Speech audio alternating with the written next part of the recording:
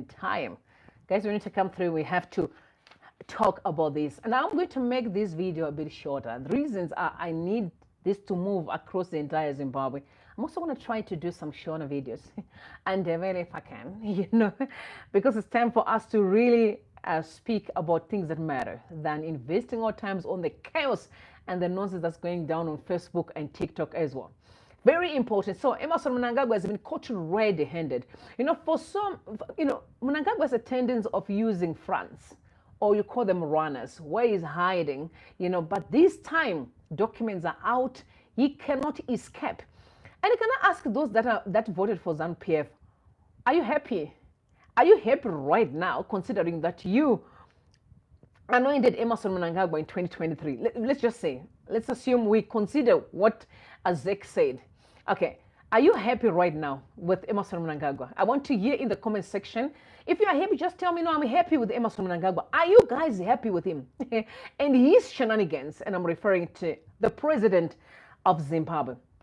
It's a very sad story that I'm asking now. By the way, why would I even blame him, considering that it is a culture that we have built in Zimbabwe, that you just take anything that you look at and you feel like, no, it's my time, you can just take it and walk away. No one is going to ask you, no one is going to do anything. As long as you have got the protection from the Emmerson Mnangagwa, the president. It doesn't matter, you may be a mayor, a minister, any other guy on the streets, you can also still push your own deals as long as you have the anointing from the president. So Mnangagwa is not being called the chief of Jigananda. He is like the chief corrupt man. I'm like, we're going to always call him the crooked Emmerson, my bad. Crooked Emmerson.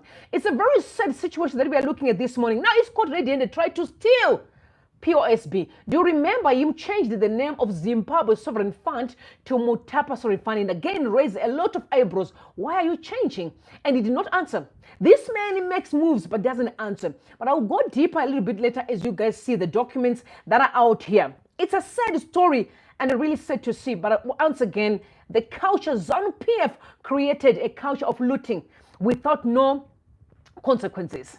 I'm not surprised. You ask yourself, why is Mnangagwa does all his games so openly, brazenly, which includes his children as well? They don't feel nothing.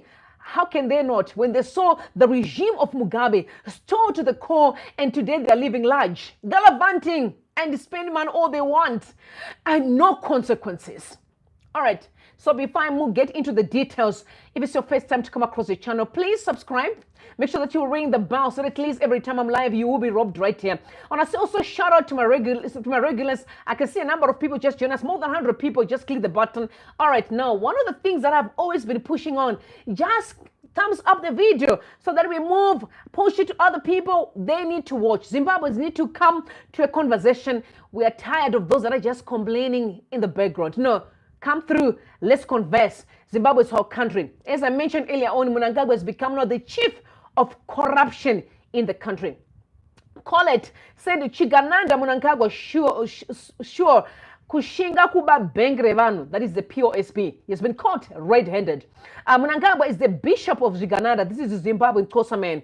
And also, you also know that I saw this morning, apparently ZBC reporting that Emmerson Mnangagwa is expected to launch the presidential solar program aimed at the provision of solar power to 200,000 households. My question is, what happened to the one that you anointed last time, and your son, your only son, your begotten son? I'm talking about begotten son, that is Wikino Shivayo, is the one at the forefront of this entire solar panel project that we do not see coming to fruition. What's your take, President Emmerson Mnangagwa? What are you saying? No comment whatsoever. No one can ask him. Mnangagwa does what he wants, and without no consequences. It's a sad situation. Again, I also want to refer back to the Constitution of Zimbabwe. It gives a president so much powers unnecessarily. How do you give a man who leaves his house to come in to temporarily lead or save the people so much powers? I mean, it's common sense. And all the lawyers that sat around the table in 2013 and anointed this constitution, you need to introspect. I can't blame him. You need to introspect. Because some of the things Zimbabweans, we always blame people, but we have played a part. And I'm not surprised. You've heard many times Monzora say, no, we were part and parcel of the 2013 constitution. But he's the very same person who was used by the very same regime to destroy Nelson Chamisa, right? And where do you stand? Do you even have moral authority to complain, considering that you're also part and parcel of all these corrupt activities? And I'm saying, Montora, being robbed up every time. I've seen fights in the political space, right? I've seen many times. Anyway, so before we get to the bank thing, I want you to take a listen to Chiwenga, okay? I want to remind you of the speech that Chiwenga said before I actually get into the details, because my question now is I need to see what is Chiwenga going to do, considering that what he said is exactly how Mnangagwa is behaving. And some are saying, Mr. Chiwenga, come out and remove Emmerson Mnangagwa because you're the one who placed him there in 2017. You anointed Emmerson Mnangagwa, but you're out here saying, no, we do not want thieves here, but you are having your person stealing brazenly, terrorizing citizens brazenly. What's your take? What is the action you're going to take? Take a listen, please, to Chiwenga. Mind comes the song.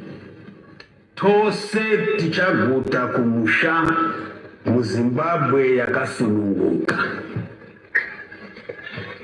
Rumbo rwaimbwa zvinhu zvakaomarara.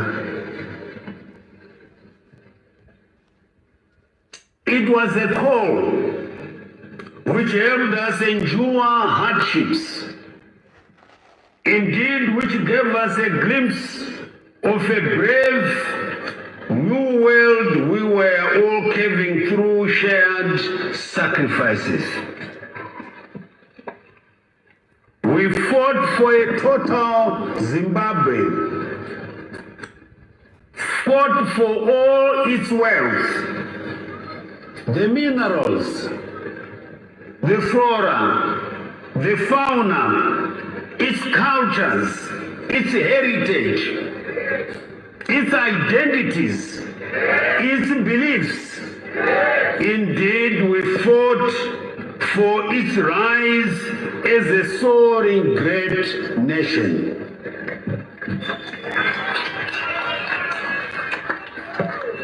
The wartime call urged us not to be greedy and selfish, not to be corrupt and egocentric, or to be narrow-minded and tribalistic.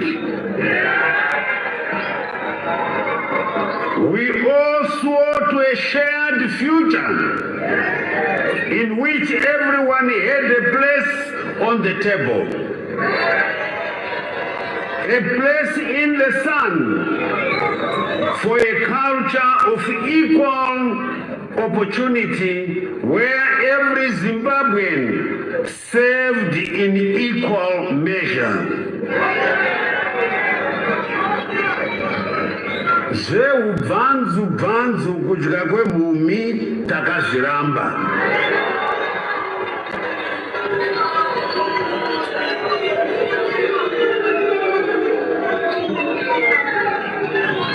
When our president says, leaving no one and no place behind, he is reminding us of this wartime covenant. A covenant we must all live by across generations, starting and including our very own. Zimbabwe belongs to all of us. We must share its God-given bound. Share its bound equally. So no one, not even the weak, the widowed, or the orphaned, are displaced or elbowed out by the strong in a mad rat race to grab unmerited privileges. Corruption has to end.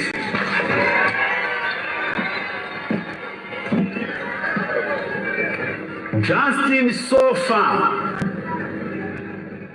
His eyes so far to gauge a sign of the profound, timeless needs of a people as they evolve across generations, across time and across space. We knew our God. Right. Our God. That the God of Zimbabwe has hidden God treasures. of Zimbabwe. The God of Hidden Zimbabwe. them not from us. Hidden them for us to enjoy in a free Zimbabwe. The gold, the diamonds, the platinum, the much sought after lithium, the uranium, gas, oil, rare earth minerals, and much more, all of which no foreigner saw or fully enjoyed before our time. God hid all for us, his children. We, the children of Zimbabwe. All right, that's a powerful speech there. I want to ask you a question for those that have been accusing Nelson Chamisa of just mentioning scriptures all the time. What's your take when Chiwenga comes out here and said the God of Zimbabwe, which I completely agree with him. I subscribe to that God, the God of my fathers. I subscribe to him.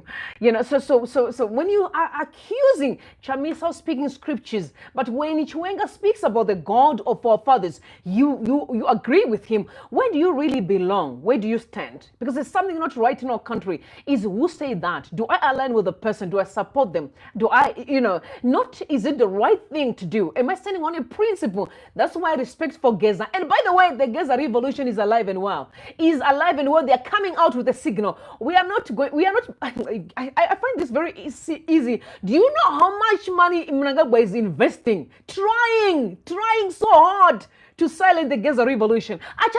Do you even know? Relax, Zimbabweans. Eyes on the ball. We are not going to look back. We're not going to look sideways. We are focusing on one thing. We cannot live like this any longer. Emmerson Mnangagwa and all the evil in Zimbabwe needs to fall. They have to fall. There's no any other way around. And like I mentioned earlier on, we mean business. There's no joke here. We mean business. So the Gaza revolution is alive. They're coming. They are coming very soon with the signal. And Zimbabweans will take their country back from every looter, every thug, and every liar.